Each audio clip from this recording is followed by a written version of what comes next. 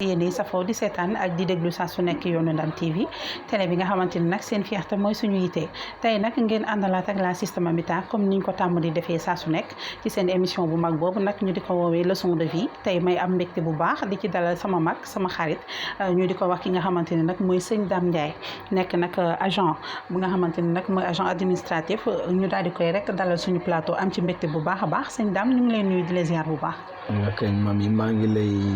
nuyu man tamit di la fay di nuyu vraiment caméraman yi nga àndal yëpp ak waa Ndam TV yëpp parce que groupe ngeen ñii dañuy teew fii ñii teew fële kon ñu ngi lay nuyu yéen ñëpp ci rafetlu vraiment seet si bi ngeen ma seet si fii ci kër gi vraiment pour def ak man émission boo xamante ni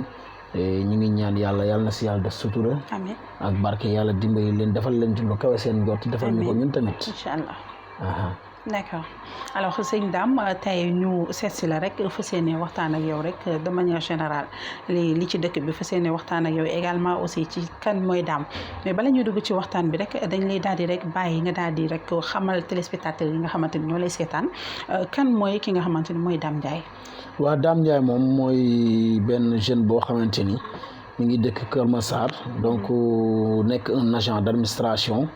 di liggéey ci hôpital Kër Massar pour nit ñi mën a gën a comprendre mu di centre de santé bi nekk aussi officier adjoint état civil bu centre de santé bi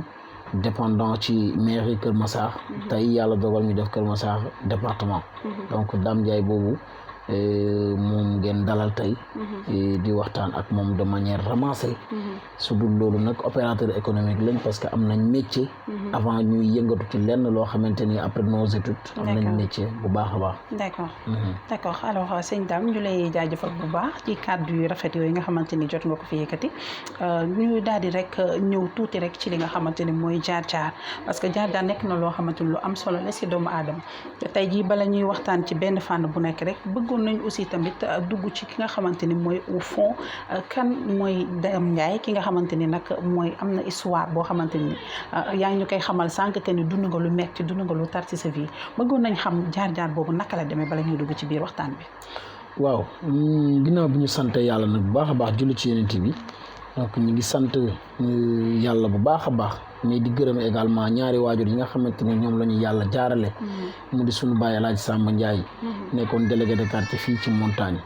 depuis ay at yu bëree bëri depuis mën naa wax ni 85 ba tey chef de quartier la ba ni mu nga xamante ni gaañu na en 2000 waaye aussi sunu yaay yi nga xamante ni moom lañ jaare ci moom muy Adja Aminata Ndiaye di ko sant di ko ñaanal yàlla moom tamit fa mu tëdd yàlla na nekk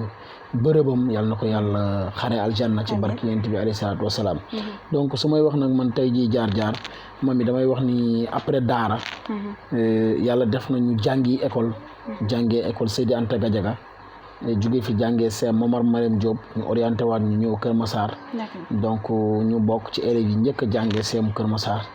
jóge fi ba suñu cursus après le BFM donc ñu pare yàlla dogal ñu dem defi génie carrelage dem jàngi ko au niveau de Saint-Jean-de-Mbour dem jàngi ko yàlla dogal bi ñu ko jàngee en théorie ba pare nag ñu war a pratiquer ñu nekk ak suñu frère boo xamante ni c'est un commandant de l'armée moom aussi mu génnee armée nekk un grand carreleur génie donc ñu nekk ak moom yàlla defal ñu sutura moom mu mottali ñu bu baax a baax ba ñu am métier ba qualifié bu baax a baax ba di ci am ay chantier mais en dehors de cela aussi fekkoon nañu nekk aussi ay ndaw donc di yëngatu ci dëkk bi nekk vraiment di daanoo ko jug bon ba vraiment yu bëree bëri fekk ñu fi ñu jaar ci benn jamono bu nga xamante ni aussi nekk nañ fi marché central nekk suñu nijaay di góorgóorlu rien que rek pour bañ koo xamante pour bañ rek vraiment maanaam suñu àdduna kenn diñu ci yar diñu ci yor wala kenn diñu conditionné ci lenn loo xamante ni rek lu ñuy dégg la te waruñu caa dégg donc en grosso modo daal damay wax ni Dame Ndiaye daal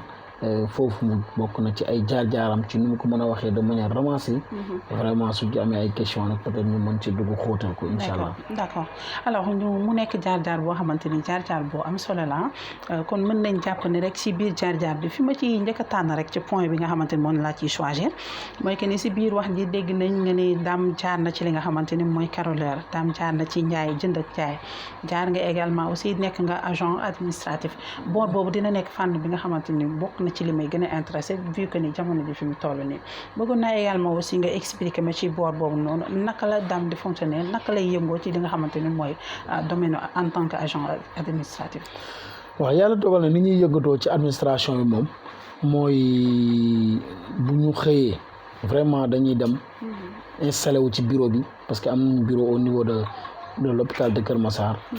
toog gérer parce que service bi ñu nekk ci mu dépendre ci administration dépendre ci mairie mooy service état civil état civil nag suñ ko waxee dafay ëmb lépp mën nañ ci wax kayitu juddu lépp loo xamante ni papier administration la papier administratif la jëm ci dund nit ki rek dafay dépendre ci ñun li nga xamante ni ñun mooy suñu profession ñu ci liggéey ñu mën ko dépendre ñu mën ko wax ci code de la famille ñun ci loolu la ñuy liggéey mooy ci extrait de naissance ci vie collective ci vie individuelle ci déclaration de naissance ci déclaration de décès ci maanaam ci administration daal ci lépp loo xamante ni état civil la rek ñun loolu mooy sunu màcc bi nga xamante ni tey ji moom la ñuy liggéey ci administration.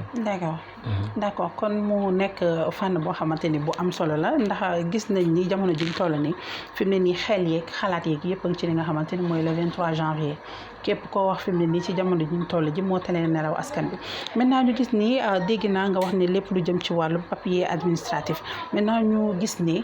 bari na jeunes yoo xamante ne ni actuellement ni majeur nañ. mais tollu amaguñu li nga xamante ni moom la ñuy woowee carte directeur te mu nekk loo xamante ni lu am importance la ci doomu aadama ci fépp foo xamante ni rek fa la war a dem yow en tant que agent administratif lan nga leen di jox ban conseil nga leen di jox vu que ni ak période bi ñu toll nga xamante ni kenn ku ci nekk war na mën a jëli ji yëfam ngir mën a tànn ki nga xamante ni moom la bëgg ëllëg ngir mu téyel ñu suñu réew. waaw conseil bi nga xamante ni moom laay jox tey jii ndaw ñi mooy ñi amoon chance su jot a déposer carte d'identité am chance su jot a déposer carte électeur ñooñu dañ leen di wax ñu garder seen i récépissé bu baax dem jëli seen i carte électeur dem ci gox bi nga xamante ni fa lañ war a voter préparé wu tànn le maire bi nga xamante ni moo gën ci seen gox mais su ma génnee foofu tey jii di wax tey jii conseil damay wax ni parents yi nga xamante ni ñi ngi ci kër yi muy borom kër yi nga xamante ni ñi ngi denc seen ay soxna moo xaw ndaw ñi moo xam mag ñi surtout ndaw ñi parce que ndaw ñi ñoo appelé am ay soxna ñoo appelé am ay doom te soxna boo koy wut li nga war a njëkk a def mooy fexe wuti certificat de mariage buñ la ko mayee ci jàkka ji ba pare da nga war a jël papier bi nga xamante ni imam bi jox na la ko nga fexe dem ci mairie bi la gën a jege ànd ak sa soxna ak ñaari ak 4 témoins kenn ku si nekk ànd ak ñaari témoins nga dem déclarer ko à la mairie pour am certificat de mariage certificat de mariage boobu nag li tax mu am njëriñ dina la pousser à ce que yow tey jii bés boo amee doom en tant que góor nekkuloo fi sa soxna nekk fi sa soxna bu boobaa dina am possibilité pour mën a déclarer doomam parce que loi bi dafa wax ne xale bi bu juddoo papaam moo ko war a déclarer ak pièce d'identité am ak bosu yaayam muy bosu soxnaam su loolu amul soxnaam pour mu déclarer doomam il faut mu am certificat de mariage su loolu amul nag soxna si bu koy déclarer daanaka ci santam lay nekk ba baa borom këram di ñëw bu fi nekkul pour mën a def reconnaissance de naissance donc loolu dama ciy ñaax à ce que nañ fexe wuti certificat de mariage bu ñu amee soxna mais nañ fexe aussi également bu ñu amee doom ñu def le tout pour déclarer ko parce que déclaration bu ñu koy déclarer mooy tax ëllëg mu mën a am vie bu baax mooy tax mu mën a jàngi mooy tax ëllëg mu mën a am carte d'identité mooy tax ëllëg mu mën a am ay diplôme maanaam mooy waral daal existence am ci àdduna parce que nit ki suy dudd dafa war a am état civil nag du début à la fin la soo juddoo da nga war a am kayitu juddu également boo faatoo da nga war a am certificat de décès am na solo donc vraiment loolu laa ci mën a wax am na solo d'accord loolu yëpp rek ñu daal di koy tënk rek dugal ko ci ba tey rek ci cadre administration bi nga xamante ni moom mooy benn branche bi dañ koy daal di rek jéem a insérer foofu mais ba tey dafa am lu ma xaw a jaaxal ci société bi fi mu toll nii parce que déjà yaa ngi wax njëriñu li nga xamante ni mooy certificat de mariage mais man dama seetlu ni tendance bi léegi xale yu góor yi sa classe gi nangootuñu wut certificat de mariage lan mooy li nga xamante ni ñoom moom lañ jàpp ni tey jii bu ñu amee certificat boobu ëllëg si biir mën na leen poser problème parce que damay gis très souvent góor yi si bari yoo xamante ni dañ koy bañ pour wuti ji ko. waaw xam nga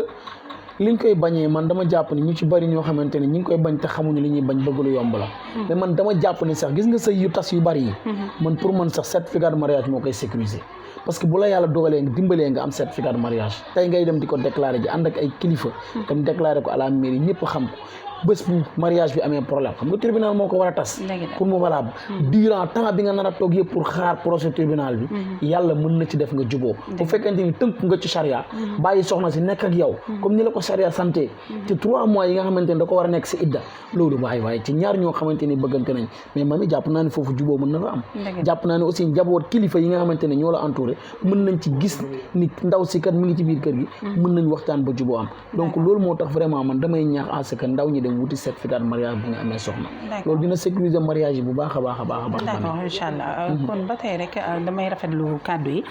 di rappeler ñi nga xamante ni ñoo ñu doon seetaan ke yéen a ngi toujours rek ci li nga xamante ni mooy seen émission vie ay waay ji lu xew voilà kon nag di rappeler mbokk internet yi rek ni yéen a ngi toujours nag si li nga xamante ni mooy seen émission leçon de vie ñu di ci ànd ak nag suñu ndaanaan bi di Dame Ndiaye mais Dame defe naa rek li nga mujjee wax noonu dama koy jàpp ni ci benn côté rek laa koy accentuer que ni peut-être xëy na tamit suñu ndaw yi ci seen xalaat bu gàtt jàpp nañ ni procédure bu yàgg boobu yéeg beeg wàcc gi lijjante beeg dem beeg ñëw bi jàpp nañ ni peut-être xëy na problème yooyu mën na leen indil yeneen daan yu tegu seen kaw man ci sama xalaat dama jàpp ni peut-être xëy na loolu la ñu yaakaar moo tax mu waral ñu bari parce que man la plupart dama ciy gis ñu bari ñoo xamante à chaque fois boo leen waxee ñu ne jaru ko jarul ñu koy wuti jàpp naa ni côté boobu noonu peut-être xëy na loolu moo nekk li waral ci seen xalaat parce que jeune tamit ndaw ñi peut-être que parfois dañuy ñàkk conseil ba nga xamante ni seen xalaatu bopp la ñuy demee kon ba tey rek loolu c'était juste rek une parenthèse boo xamante ni dañ ko doon andi ngir éclaircir ci côté administration bi waaye suñu jógee loolu rek dañuy daal di ñëw ci ki nga xamante ni mooy Dame Ndiaye en tant que politicien ñu bëggoon nga wax ñu ci un petit peu rek Dame Ndiaye lan moo ko dugal ci politique. Dame Ndiaye politicien Dame Ndiaye lu ko dugal ci politique Dame Ndiaye papaam dafa nekkoon fii nekk chef de quartier mu dëkk fi en 1985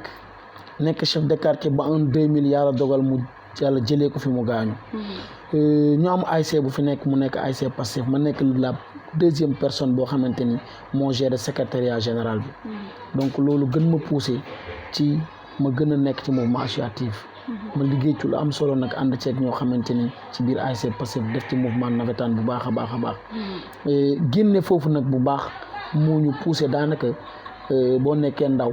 di yëngatu ci benn mbir bu dara xewere dañ naan la demal fekkee ji donc en 98 99 ñu commencé di dem Benjamin UGTL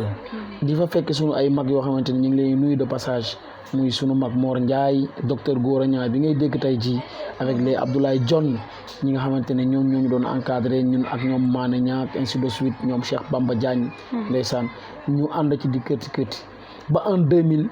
ñu taxaw parce que ñun ñaari at yooyu lañ mën a fàttaliku ci nguuru Abdou Diouf 98 99 en 2000 ñu ñëw taxaw parce que booba ñu ngi ci ay 15 ans 16 ans mais en 2000 nag également ci lañ amee presque boo dee xool 18 ans yoo xamante ni mat na ñun pour ñu dem wuti carte d'identité ndax jamono yooyu avec la marche bleue de Idriss Seck et de président Abdoulaye Wade donc ñu ànd ci nekk ay booy yu ndaw riirum politique dugguñu ñu nekk ay Benjamin UGTL jàpp na ñun ñoo war a def changement ñu àndandoo ci bokk ci massifié wu vraiment bu baax a baax a baax a baax jox président Abdoulaye Wade victoire en 2000 donc loolu mooy suñu départ en politique bi ñu jógee Benjamin UGTL ñu intégré directement UGTL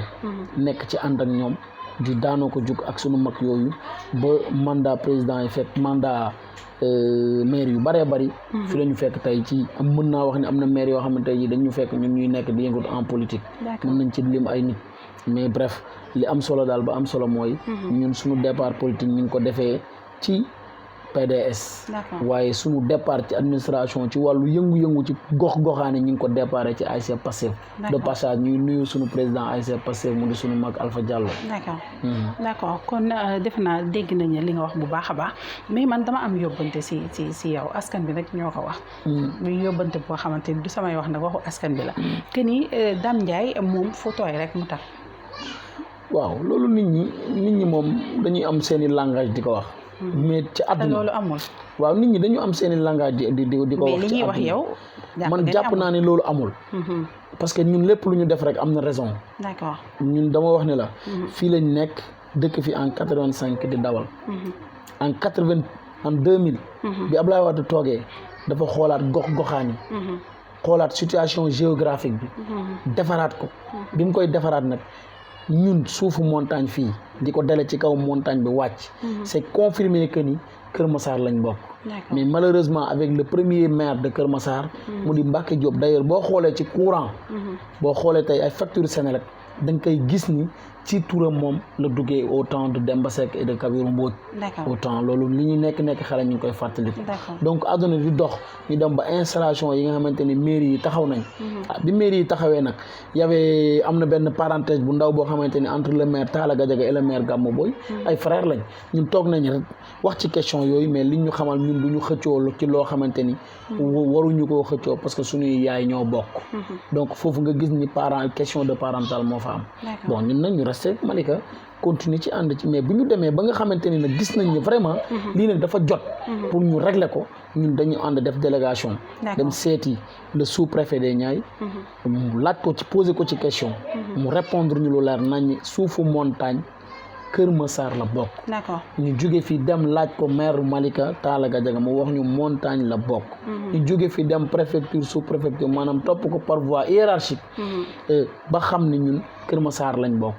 man nag boobu ci laa leen ne man moom nekkatuma koo xam ne damay toog Malika di politique bu ëllëgee ñuy am jam-jam buñ la koy jamee parce que tout récemment dégg naa fi ay leaders yoo xamante ne ñi ngi leen di jam naan ñi ngi xëccoo fu ñu bokkul man nag loolu laa doon daw moo tax ma teel a ñibbi d'accord dam doguñu la mais ba tey rek lu ma bëggoon mooy ñu dugg ci sa intégration ci biir PDS parce que tey jii su demee ba askan bi di ma yóbbante nan ñu laajal ñu daab lan moo tax moom fu dem ba naqari rek bu jóge foofu dem feneen parce que gis nañ ni intégré woon nga PDS nga dem ba ci biir daal di jóge foofu daal di transhumé comme ni ko gars yi di defee maintenant bëgg nañ xam lan moo waral sa jóge PDS daal di dem feneen waaw mooy li ma la wax sama jóge PDS dafa jeexal PDS c'est la maison mère dafa jeexal PDS c'est la maison mère su ma nee c'est la maison mère nag mooy PDS tey ji képp kuy libéraux tey ji ci Sénégal PDS nga jàngee politique PDS nga génnee tànn ci leaderu politique yi nga xamante ni ñi ngi woon biir PDS tànn ci ki la doy nga ànd ak moom d'accord donc loolu moom c'est automatique ci Sénégal ci jamono yi ñu toll nii mooy képp koo fi gis tey jii muy yëngatu ci ñu bari jaar nañ PDS wala ñu jaar PS d'accord mais bëgg naa aussi tamit terme bi nga wax léegi que ni PDS dafa jeexal waaw fan nga ko teg wax jooju waaw xam nga PDS dafa jeexal soo ko déggee mooy ci biir leader bi tey ki nga xamante ni tey jii mooy sunu maam sunu baay muy président Abdoulaye Wade tey moom mooy ndeyu PDS mais bi mu demee moom ba nga xamante ni ñun gis nañ ni kii jël na magale ak yi ci xew yëpp ñu dem élection en 2012 le PDS a perdu donc dañu xam ni foofu tey jii képp koo xamante ni ndaw nga di politique da ngay dem seeti benn leader boo xamante ni ci formation PDS da bokk nga tey seeni jikko méngoo nga ànd ak moom pour mën a politique yi d'accord continuer sa cursus politique d'accord kon bu ma la déggee maanaam dafa mel ni daal yéen politique bi da ngeen ko def affaire loo xamante ni da ngeen di ànd bu neexee ngeen ànd bu demee ba jeex ba naqari rek ngeen daal di dem non ñun bi ñuy ànd moo wax naa la ko ma ne la ñun bi ñuy ànd tey jii ñun président Macky Sall lañ àndal te président Macky Sall ba ñuy ànd ak moom booba amul dara booba jeexal na am na ay problème ay situation yoo xamante ni am na ko biir PDS génn nekk ci li mu nekk ñun ñu toog fi ñu toog di ko bàyyi xel d'accord suñu démarrage ci APR mi ngi jóge ci honorable conseil économique social et environnemental Pape Atoumane Manka mu nekk le coordonnateur de Benno Bokk Yaakaar au niveau de Malika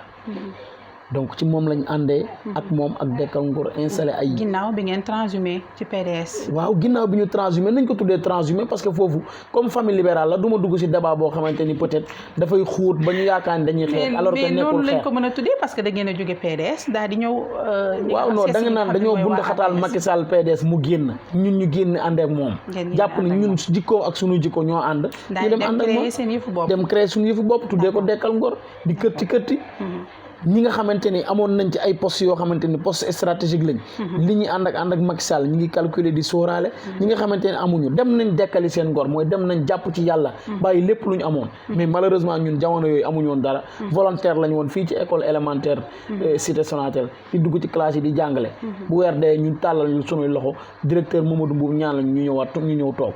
jàpp suñu njàmbur bu ñu gisee chantier dem liggéey ko buñ ko gisul ñu dem marché jën dem kërti ji pour gérer suñu ngor parce que wax naa ko ci sama démarrage ne la dem naa ba marché jën man jël paanu jën wala jël keesu jën teg ko sama bopp ñu fay ma fukk ak juróom ma wàcc liggéey ba wàcc am sama 2000 francs ñibbis ñëw toog ànd ak sama ngor toog di muñ daanaka loolu mën naa wax ne fayal naa ci sama bopp pour mottali ay formation ay nangam ak nangam ak nangam ba tey alhamdulilah rabbil alamin ñu ngi sant yàlla dëgg la waaw kay dëgg la maintenant est-ce que mën nañ xam également aussi paa bi seen paa bi comme ni ko booy di wooyee paa bi nga xamante ni moom ngeen nekk actuellement yan critère moo tax ba yow nga jàpp ko ba tey ba lépp lu ñu wax rek nga ne APR yan critère nga fa moo la fa bàyyi ba tey. waaw Macky Sall li critères yi ma ko fi yi ma ko jàppee mooy yàlla moo ko fi teg. ñuy continuer di ànd ak moom di ko ñaanal yàlla ndax sunu maam Cheikh El Hadj Abdoul Aziz Dabakh daf ni nit ki jarul ñaanal réew mi mooy gaal gi gaal gi nag ku ci nekk bul ñaanal ña ne ca gaal ga ñaanalal gaal gi rëcc gaal gi nag mooy Sénégal ñun dañuy ñaanal Sénégal rëcc Sénégal nag ku koy ñaanal mu rëcc da ngay ñaanal président Macky Sall mu rëcc parce que président Macky Sall la yàlla dogal nag mu jiite ko bés bu fi jógee keneen tegu fi ñu xool nan naka la ñuy def bu boobaa ñu soppi xel ña suñu façon pour mën a ñaanal kooku nga xamante ne yàlla teg na ko fi pour que vraiment gaal gi rëcc mais jamono yi ñu toll ni ñun dañu ànd ak président Macky Sall parce que yàlla moo ko fi teg c'est automatique dañuy ànd ak moom di ko ñaanal nag di ko jàppale itamit ba baa ñu ko fi ñàkk a gisati lii daal mooy li nga xamante ni man moom laa la mën a wax ci président Macky Sall ak nag ay réalisation yoo xamante ni def na ko mu bëree bëri benn rek laa lay wax ci Macky Sall lu gën a tollee tax Macky Sall c'est une personne boo xamante ni il est très social couverture maladie universelle man wax naa la sànq ne la man maay officier état civil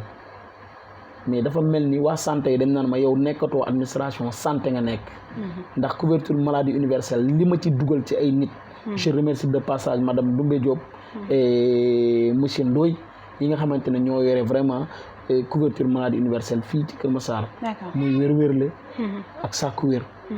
ñu ciy dugal ñu bari social yaa ngi adhéré carte bi 1000 francs nga koy jëndee nga adhéré 3500 adhéré sa jabar 3500 doom boo am wala jarbaat nga dëkk ak moom ci biir kër gi doole amul nga adhéré ko 3500 boo ñëwee ci hôpital Kër Massar wala gox bu mu mën a doon hôpital bala jege wala dispensaire bi boo duggee le ticket si on le vend yow 20% ngay fay maanaam bu ñu doon jaayee ticket bi tey jii yow 1000 francs yow 200 francs ngay fay 800 francs yëpp président Macky Sall moo koy fay avec le couverture maladie universelle nga am ordonnance aussi mu nekk la même chose ordonnance bi nekk 10 000 am ci biir hôpital bi fa doo fay lu dul 2000 francs 8000 francs yëpp président Macky Sall moo koy fay nga génnee foofu dum ci pharmacie Dial Diop wala pharmacie beneen bu la gën a jege boo xamante ni mi ngi coopéré ak mutuelle bi nga jël 50% ordonnance bi di jar 10 000 francs yow 5 000 francs ngay fay président Macky Sall fay 5 000 francs waaye loolu war naa tax ñu ànd ak président Macky Sall da nga wax loo xamante ni c'est très important ci société bi fi mu toll nii ndax gis nañ ni jamono ji fi mu toll kenn wératul maintenant tey jii ñi nga xamante ni ñoo lay seetaan yu message fa am solo bi nga xamante ni lancé nga ko tey ñoom ban yoon la ñu war a mën a jaar ñi nga xamante ni loolu intéressé na leen ba ñu bëgg a bokk ci couverture ku ci bëgg daal jaar moom da ngay ñëw hôpital Kër Massar boo ñëwee nga laajte Ndoumbé Ndoye wala nga laajte Dame Ndiaye d'accord ñoom boo ñëwee dinañ la wan yoon bi nga xamante ni yaa ngi fay jaar pour mën a jàll loolu nag ñu ngi ciy remercier Kër Massar ñu ngi ciy remercier vraiment l'honorable député maire Kër Moustapha Mbengue d'accord kon message teg na ca loxoom bu baax defe naa message boobu noonu leer na pour bopp ñi nga xamante ni ñooy sénégalais yi ñuy seetaan loolu war naa tax nit ñi ànd ak président Macky Sall non mais mami waxal ndam ba tey rek ñu continuer parce que xam nga waxu politicien moom dafa xaw a doy waar non mami nee naa ñun ci daara ji lañ jógee ba pare soog a politique ba tey te politique bi du yàq dara ñun ci doomu daara bi ñu mais couverture maladie universelle rek ñu ñëpp daal di daw àndandoo mais Macky dama Sall nit ñi comme dañu si mais à part maladie bi feebar yi nekk ci dëkk bi mais nit ñi est-ce que xam nga ni dëkk bi waxuma la feebar rek mais sénégalais yi dañu xiif est-ce que xam ngeen mais mami dama laa wax man benn rek laa la wax ci li nga xamante ni président Macky Sall def na ko mais lan muy couverture mu am maa ngi ñëw muy couverture maladie universelle ci loo xam ne war na tax rek ñëpp jàppale président Macky Sall ñëpp ñaanal président Macky Sall su ma ñëwaatee nag ci sa question xiif yàlla ci boppam gémmiñ bu mu xar def ci dara kaay yi li ñuy wax naan xiif mais wax boobu waxu olof bi bëggul non xam nga lu tax àdduna bi métti mami man li may am par weer xam naa ko dinaa fexe ba gérer sama dund ba man dara duma ci fekk mooy su fekkente ni man fukki junni laay am par weer dinaa gérer sama dundee la ma dund mami cerek baase ngi fi mami sombee ngi fi mais boo amee njëgu sombee njëgu cerek baase ne yow da ngay dem jëndi ginaar fukki junni yi dana jeex wala junni ba jeex balaa weer baa jeex leneen lu la ci fekk yow yaa ko teg sa bopp. d'accord mais man fi ma centré wax jooju mooy xam nga tey jii ki nga xamante ni am na lu mu jëndee cere kooku ba tey mën nañ jàpp ni am na lu nekk ci poosam mais réalité société bi dafa toll foo xamante ni am na ci ñoo xamante ni dara dañuy xëy dara du nekk seen poos may jëm si bu ma waxee loolu dama bëgg a dugg direct ci li nga xamante ni mooy nombre de chômage taux de chômage bi nekk fii ci biir Sénégal rawatina nag ci biir Sénégal loolu seen njiit bi moom lan la ci def ci li nga xamante ni mooy taux de chômage parce que déjà sama classe gi yëpp liggéeyuñ dara nekk seen poos dañuy xëy rek di lijjanti. mami tuddal bourse familiale bi bul tëb bourse familiale bi mami bëri na famille yoo xamante ni président Macky Sall mi ngi leen di fay chaque weer te loolu ci sutura lañ ko defee man xam naa ci tant d'autres yu bare yoo xamante ni wax naa la ko sànq jaare na ci président wàcc ci coordonnateur yi ñëw président honorable député maire Moustapha Mbengue joxe ci lu bare ak ñeneen ñu mel ni ñoom ñoo xamante ni mi ngi jógee ci président mairie boo dem jaare na fa ñu jàll ci d'accord di leen ko jox léegi nag su fekkente ni loolu am na aussi ndimbal la ci famille yi maintenant bu fekkente ni da ngay wax ci taux de chômage bi nag foofu dinaa fa joxe sama xalaat ci jojjanti ko tey jii man dama bokk ci ñi nga xamante ni tey sama xalaat élève bi nga xamante ni mi ngi jàng cursusam bu demee ba 3e élève bi war nañ ko commencer préparer naka lañ koy orienter ba bu amee bac mu mën a taxaw pour am métier parce que suñu métier yi ñu am plomberie carrelage électricité menuisier métallique soudeur nañ ko intégrer ci njàngum Sénégal ci à partir de 3e secondaire wala à partir de seconde nga xam ne seconde première terminale impérativement élève bi dina tànn benn boo xamante ne da koy boole ci matière yi muy jàng géographie bi mathématique ak nangam nga xam ne xale bi au moins dina def théorie 3 ans boo xamante ni tey ci benn métier la ci métier yi su amee bac automatiquement rek amaale na attestation boobu nga xamante ni am na ko ci benn métier orientation universitaire bi dafay nekk pratique après te ñu indi nag automatiquement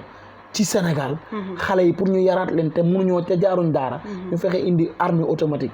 armée par force dafa baax dina defaraat yar dina indiwaat question de civisme yi ci ndaw ñi dina leen gën a orienté dina tax ñu gën a mën a xam seen adduna parce que xale yu bëri ñi ngi jàng te xamuñu vraiment amuñu orientation loolu nag nguur gi moom nangu naa foofu ni pour nañ ko jojjantiwaat pour dugal ko pour vraiment ñu wàññi taux de chômage ci Sénégal rawatina nag jàppale jeunes yi ci li nga xamante ne mooy emploi ci jamono ji ñu toll nii parce que sànq maa ngi dégg si say wax ngay wax li nga xam ne mooy bourse familiale parce que xam nga bourse familiale bourse boo xamante ni benn somme la boo xam ne da nga koy may doomu aadama mais yaakaar ni nga wutal ko loo xamante ni moom la di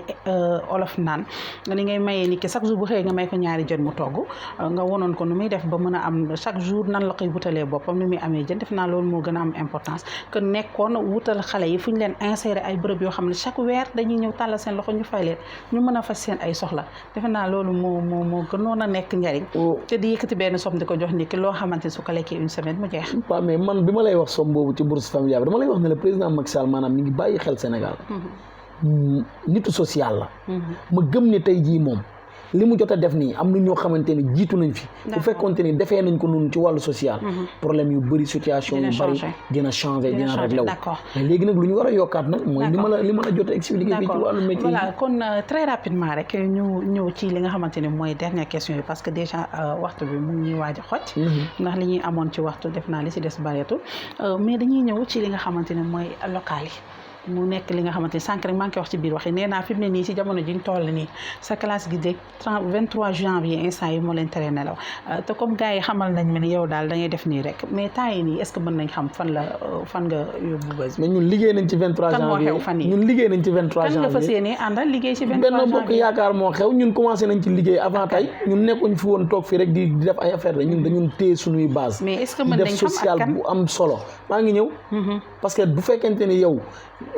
rabu àll yi dañoo bari nga ànd ak ci gën a rëy ci rabu àll yi balaa nga koy wax da ngay jaar ci benn jaar-jaar yi maanaam bala ngaa yegg ci biir néeg bi da ngay jaar ci escalier yi parce que su ma lay wax dama ne la ñun liggéey nañ démb ak bërki démb tey soogu ñëw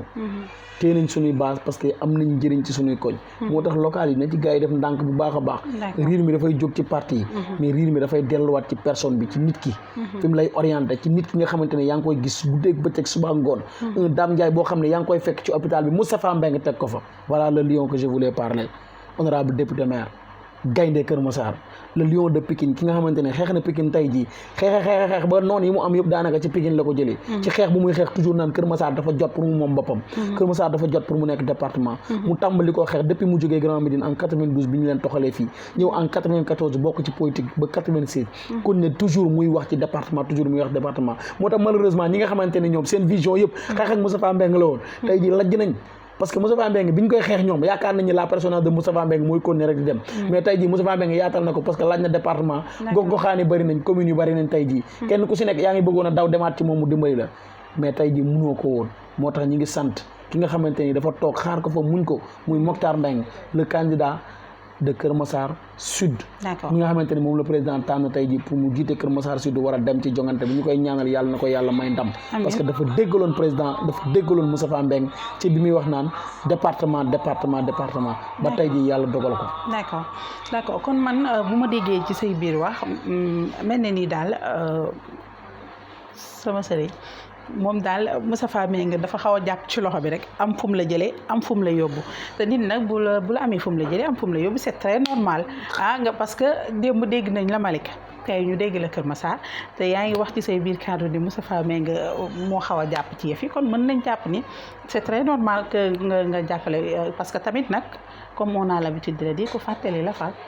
loolu na fàttali la fal. waaw moom c'est un homme social Moustapha Mbengue c'est un guerrier c'est un gagneur il a gagné 6 élections au niveau de Kër Massar moo tax bi gars yi naan dañuy def choix président de la République day def choix day tànn ñan ñoo war a jiite gox yi automatiquement ñun xam nañ ni Kër Massar lu mu métti Moustapha Mbengue la ñu jot département tudd nañ fi ay yeneen tur nag mais après ñun tranquille woon nañ xam ni moom gaynde gi lay tànn parce que daf ko gagné 6 élections te mu leer ko leer yàlla ni insha allahu taala au soir du 23 janvier dinañ dégg vive Benno Bokk Yaakaar au niveau du conseil départemental de Kër Massar parce que il a fait beaucoup de réalisations en dehors du président même moom Moustapha Mbengue en personne bi Kër Massar nekkee commune 25 kilomètres carrés moom daf fi def yu bare yoo xamante ni dugg na ci projet boo xoolee projet tey jii Kër Massar fu ci bari ci Kër Massar boo duggee fekk nga tey jii tali karo la soo génnee foofu tey jii ci réalisation ci éducation lim fi joxe ci ay bourse kenn xamul nu mu toll ay gis naa ñu bare ñoo xam ne tey jii ñu am salaire Moustapha Mbengue moo leen may bourse tey jii pour ñu mën a jàng soo génnee foofu ci éducation nga dugg ci santé lim fi def xoolal hôpital bi bloc opératoire bi nga xamante ni inséré na ko fi yeneen service yoo xamante ni ñu ngi ci biir hôpital bi moom jàpp na ci li mu indi ci ay ambulance kenn xamul nu mu toll corbillard bi nga xamante ni indi na ko fi tey jii au niveau de Kër Massar dugg ci cadre santé nga génn foofu Olforina barki de Mbonjaay bi ñu inauguré fii ci ginnaaw Sénélec bu bees bi nga xamante ni réalisé na ko dafa bokk ci ay réalisation muy Sénélec bi nga génn foofu gis nga boo demee ba zone de recasement liñ fa réalisé kenn xamul nu mu toll am na solo man xanaa yëguloo ni Kër Massar Moustapha Mbengue réalisé na ba réalisé commissariat central bu mag boo xam ne bientôt dinañ ko ubbi tey ku soxlaate passeport doo dem fenn fii ngay ñëw zone de recasement ci biir Kër Massar déposé ko génn dem am na solo alors nga wax ñu très rapidement rek naka ngay waajalee le 23 janvier. ni may waajalee 23 janvier mooy man su ma xëyee tey jii julli def samay lawraat tijaan ba pare li may njëkk a ñaan mooy Moustapha Mbengue yàlla na am ndam su ma jugee foofu nag damay wàcc dem liggéey su ma wàccee liggéey 4h30 su ma ko wàccee dugg si biir kër gi sama waa kër xam nañ ko amatuma vie de famille maa ngi ci terrain bi pour que le Benno Bokk Yaakaar gagné partout nag gagné ba ci Kër Massar Nord gi Kër Massar Nord gi dañuy ñaan yàlla Benno Bokk Yaakaar gagné fi avec madame le ministre Assome Diatta noonu la ñuy ñaanee fépp foo xamante ni Benno Bokk Yaakaar moo fa nekk yàlla may ko fa ndam parce que président Macky Sall lañ àndal parce que ci Kër Massar Moustapha Mbengue lañ àndal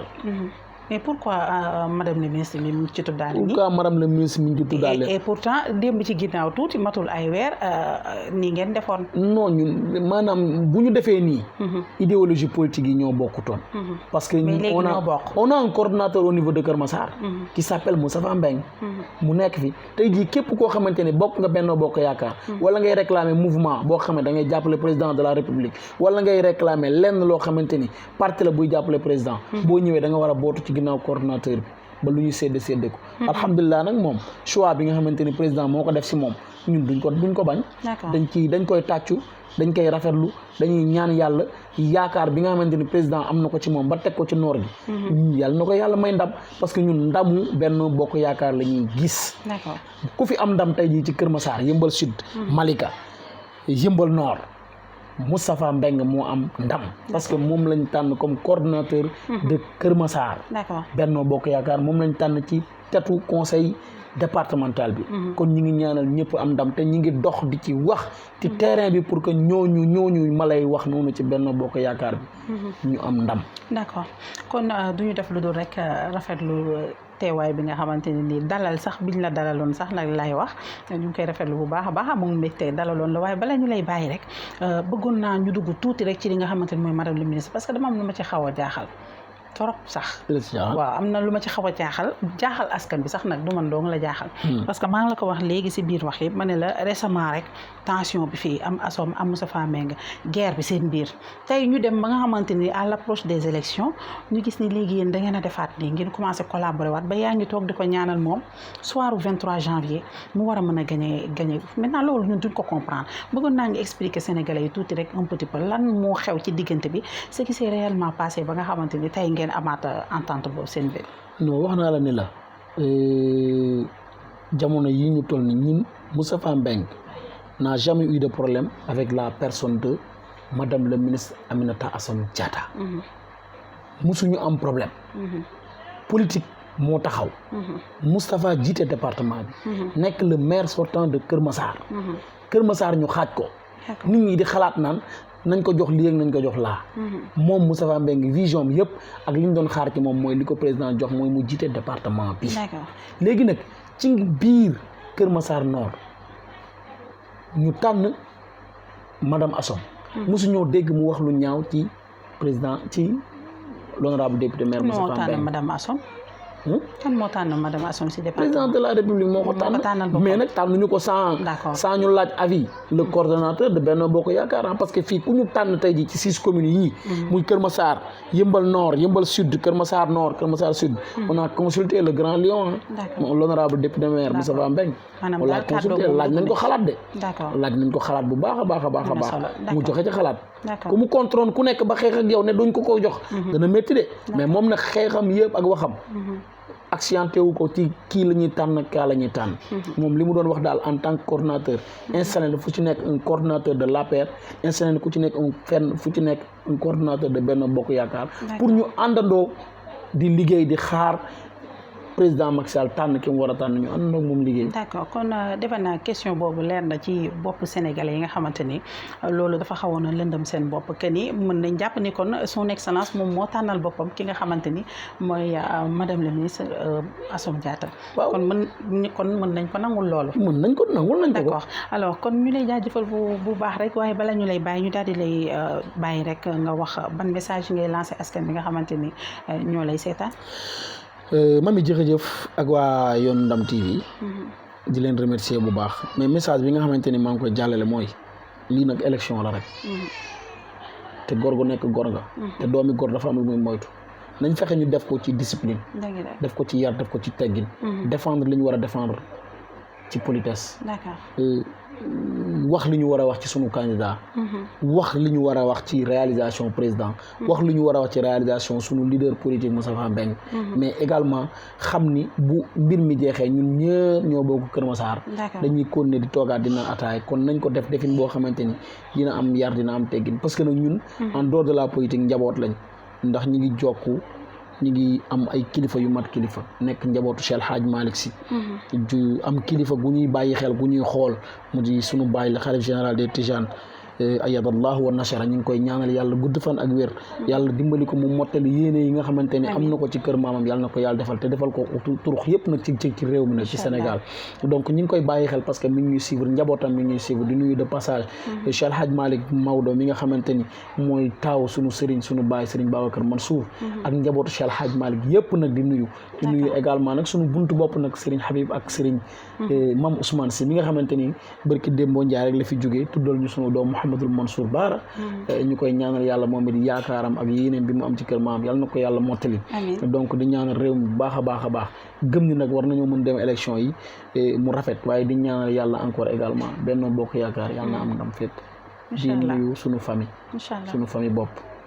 di ñaanal sunu baay ak sunu yaay waaye di nuyu sunu mag muy sunu taawu baay mu yar ñu def ñu ni ñu mel parce que bi sunu baay di dem dañu ndawe lool waaye mu yar ñu tàggat ñu ci valeur pure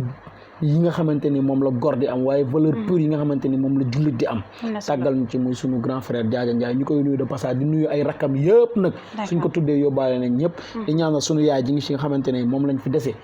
muy nekkoon ak sunu yaay bokk ak moom borom kër muy sunu yaay Awa Njaay ñu koy ñaanal yàlla gudd fan ak wér waaye di ñaanal également sunu rakku yaay bi nga xam ne yi nga xamante ne ñu ngi fi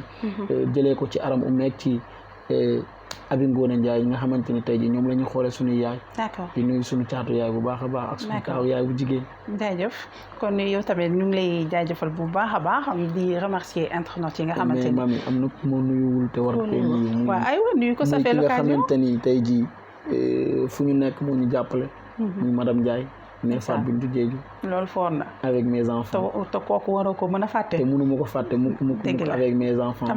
di ko nuyu bu baax mu ngi lay dégg di ko sant di ko ñaanal yàlla li mu am yàlla na ko yàlla barkeel amiin incha allah ci yàlla Muhammad alayhi salaatu wasalaam amiin ndax daf ñuy jàppale dëgg la ci côté yëpp te comprendre na leen te comprendre nañu parce que borom groupe politicien dafa xaw a doy waar yombul da ngay callaj nekk fii tey bu subaa nga nekk fee dëgg la te yooyu moom dafa xaw a doy waar am na solo vraiment di nuyuwaat di remercier waat waa Ndam TV bu baax a baax a baax d'accord yow tamit ñu ngi lay jaajëfal bu di baax leen ñaanal yàlla nañ ngeen bokk ci télé yu mag yi ñuy dégg d'ici peu de temps incha allah amiin incha allah